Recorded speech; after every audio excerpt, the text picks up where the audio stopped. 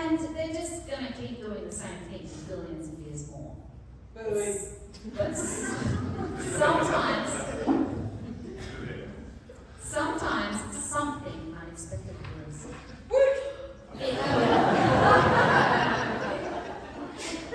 It could be very quick.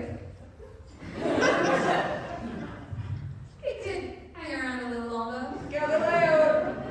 Or it could flash on and off for a bit. And the things that I'm looking for that are unexpected are explosions. So, while the rest of the astronomers are busy looking at their stars and galaxies, and I mean, seriously guys, how hard is it to find something that's been there for billions of years? I mean, you're scientists, let's try something challenging, am I right? Yeah.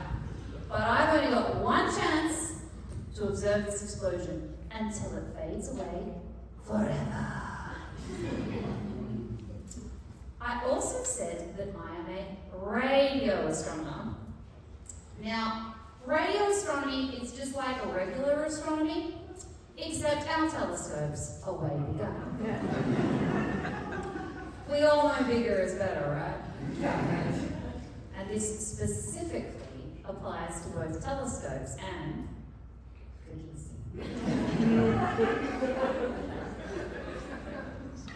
Now, when I say radio astronomy, you probably think this, right? Sitting in the desert, next to the radio telescope dishes. I'm wearing some headphones, listening out for aliens. Yeah? Who thinks that when I say radio astronomy? Yeah, don't lie. Yeah. Okay. Yeah, well, I work at Curtin University, and I don't care about ET. I care about explosions.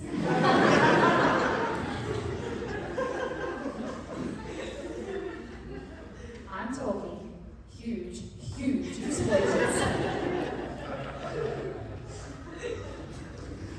In fact, I am so obsessed with explosions that my husband has banned me from buying kids' chemistry sets. Seriously, he's transformed our daughter's bedroom into a bunker. Lucky she's already following in Mummy's footsteps. We set off fireworks together in the back garden at 2 a.m. to wake Daddy. So, while you might think that I'm like Jodie here, it's actually more like this. Here I am, ready to get into some explosions. Clearly, this photo was taken before I pulled all my hair out, because I was missing so many explosions. But the one time they did let me onto the field, I managed to sneak up onto one of those radio dishes. But before I could set off some explosions, my colleagues distracted me with an impromptu dance party. So, most of the time, my day looks like this. And the closest that I get to conversing with extraterrestrials is when I engage in deep conversation with my colleague here. Where'd those explosions go off again? You're supposed to say in a galaxy far, far away. Sadly, R2-D2 doesn't have much to contribute. So, the explosions that I'm looking for are actually the most extreme in the universe. So, rather than trying to recreate these in the lab, or setting them off in the West Australian desert, I can actually study these in real life. Just in a galaxy far, far away. And these explosions can make you rich. Did you know that all the metals in the universe were made in exploded stars? Who knew that? A few people? Yeah. Yeah. Now, honestly, that's actually not saying much, because astronomers consider every element heavier than helium gas a metal. Who had trouble memorizing their periodics table at school? Don't lie. Yeah, okay. What about we try this? Yeah?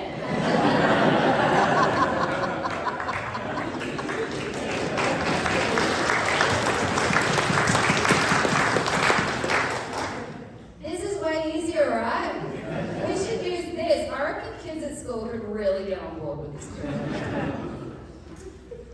But it turns out that there are some explosions that are so extreme, so much more impressive than any old supernova. And that's when you have two colliding or merging neutron stars. And the reason this is so extreme is because neutron stars are the densest stars known. They are 12 kilometers across, but weigh more than our sun. 1 teaspoon of neutron star material would weigh over 10 billion tons. So I'm talking denser than your grandma's fruitcake, folks. But the thing about these particular explosions is they are extremely rare. They happen in some random part of the sky at the worst possible time. Like when you're stuck. Oh, sorry.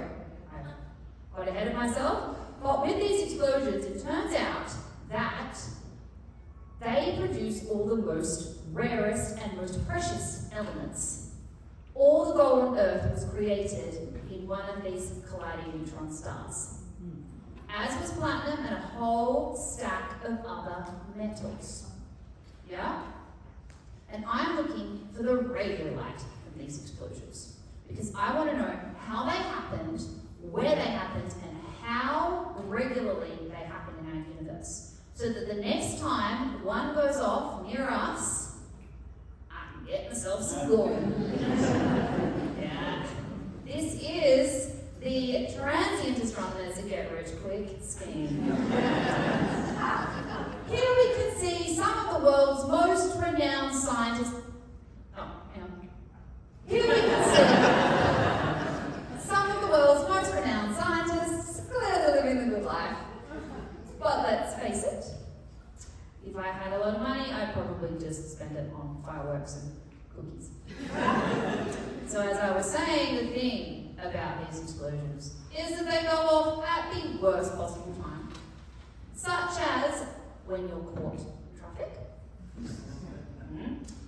on your wedding day, yes, that happened, yeah, or when you accidentally set fire to your neighbour's cat. And the other thing about these explosions is they have a habit of going off over here while the telescopes are pointed over there. So, before I came along, this is what transient astronomers had to do when they wanted their explosion observed. Okay? They had to pick up the phone. Hello, observer, it's Gemma here. There's been an explosion. No, you don't need to evacuate. It's in space. Yes, in a galaxy far, far away. No, you're completely safe. That wasn't me. Look, why do people keep bringing that up? Your cat is fine now. Okay, yes. Thank you. Yes, please repoint the telescope.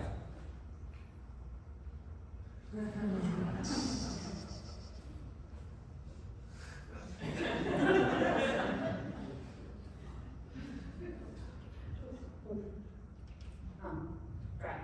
It's gone. Just another one.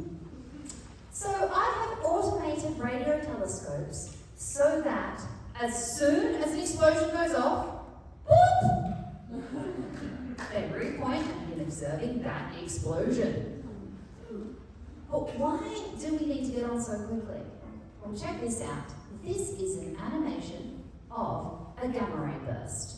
When those two neutron stars collide, they launch material moving at near the speed of light that glows in gamma rays. And if we're lucky enough to be looking down the barrel of the jet, we will detect it on Earth. So, as is a pretty fast explosion. But the radio light luckily lasts just a little bit longer, which gives me time to try and get there and observe.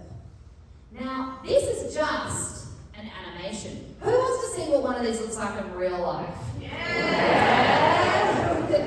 Yeah? Who wants to see what this looks like to a radio telescope? I mean, the real thing, guys! Yeah, alright, we're going to set the scene. Right, here we have a piece of the universe, this time through a radio telescope. And we can see down the bottom left there, there's a radio galaxy, been doing this thing for billions of years. Yeah. Suddenly a gamma ray burst goes off. Are you ready? Ready? I mean, boom, right? It's so cool. This is what gets me up in the morning. Yeah. But the thing is, if I miss my explosions, then all of my astronomical images are just going to look like this. So really, this talk is actually a community service announcement. If you don't want me setting off fireworks with your children in your back garden and accidentally setting fire to your cat, then you better let me repoint those telescopes.